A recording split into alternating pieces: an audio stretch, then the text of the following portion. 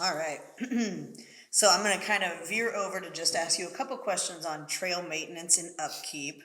Uh, and so, what efforts are in place to maintain the Kickapoo Rail Trail, including like trail repairs, signage, those things? Yeah, so the rail trail kind of exists out in a harsh environment.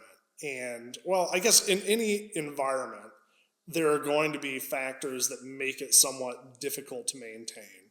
Um, Case in point, small mammals, ground squirrels and whatnot, love to dig holes in the surface of the rail trail, ground hogs as well.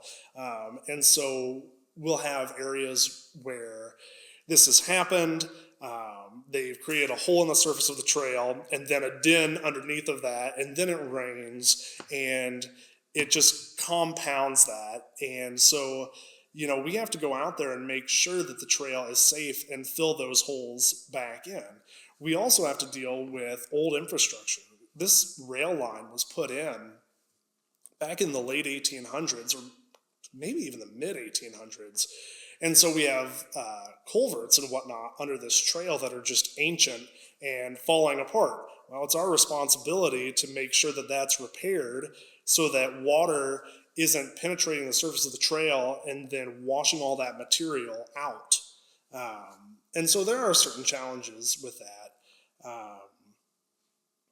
Other maintenance habits are, with these invasive shrubs, we have a lot of branches that grow very rapidly out into the middle of the trail where people want to bike. We have branches off of trees that are actually native that just grow, and we have to make sure that those are trimmed so that we're not knocking people off of their bicycles as they move down the trail.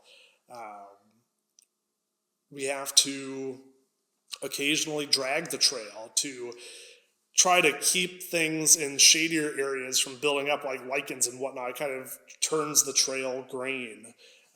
There's quite a bit that goes into trying to keep the trail in good shape.